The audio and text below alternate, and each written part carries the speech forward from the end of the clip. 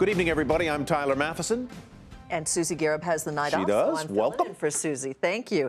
We begin this evening with a mega merger in the media world, a $45 billion deal that would combine the nation's two largest cable TV providers, Comcast and Time Warner Cable. Now, if approved, the company would have 33 million customers, nearly 1 out of every 3 cable households in the U.S., and become a dominant force in creating and delivering TV content. The all-stock offer would give Time Warner Cable shareholders nearly $159 a share, pretty big premium over the stock's closing price today of $144.81.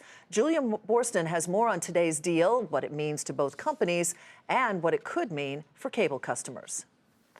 Comcast's acquisition of Time Warner Cable, if it's approved, would create a cable and broadband internet giant with nationwide reach. Comcast saying the deal will pay off and start generating money in year 1, in part because it'll have operating efficiencies of $1.5 billion. Comcast buying Time Warner Cable gives them a huge nationwide footprint to increase competition, gives them significant scale to roll out broadband, increase broadband adoption, and obviously provide a much better product for the average American consumer. But consumer concerns will be under the microscope when the FCC evaluates the deal. Consumer advocacy group Free Press rejecting the deal, warning in a statement that, quote, Comcast will have unprecedented market power over consumers and an unprecedented ability to exert its influence over any channels or businesses that want to reach Comcast customers. But Comcast says the deal will not affect consumer options. We don't compete.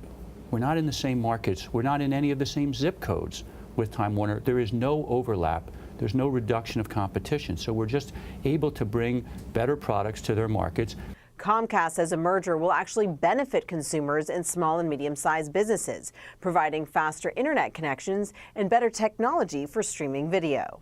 There's over 4, in many cases, 5 video competitors in every market, selling all of the content services. The business is transforming every day with technology. It's a competitive business. Another question, how the combined company's greater leverage will impact negotiations with content companies like CBS, which battled with Time Warner Cable over fees for months last year. We don't think it's going to be the same sort of struggle. We obviously already have an existing deal with Comcast, and we look forward to continuing that in the future. Now we'll see whether the deal can clear regulatory hurdles. For Nightly Business Report, I'm Julia Borston in Los Angeles. And let's turn now to those regulatory hurdles Julia just mentioned. Hampton Pearson joins us from Washington with more. So what are, Hampton, the possible roadblocks to the deal, and what hurdles does it have to overcome? Well, first of all, the Justice Department is going to review the proposals for basically harms to competition, some of which Julia touched on in her report. While Comcast and Time Warner have no overlap in their respective cable businesses, that merged company would see Comcast with about 30 million households just in cable TV alone. It's also being argued that the company would have leverage with the content providers when it comes to distribution. Comcast, of course, owns NBC Universal, but what about major content providers like CBS and Disney? Would the merged Comcast Time Warner have too much leverage, if you will, as far as future negotiations and things like retransmission deals? Also, that merged company would put Comcast in 19 of the 20 largest markets with about a 30% share of the pay TV business and also a strong position for providing broadband and internet services as well. Comcast, of course, argues it's real competition in all those venues is satellite TV and telecom, not just other cable providers.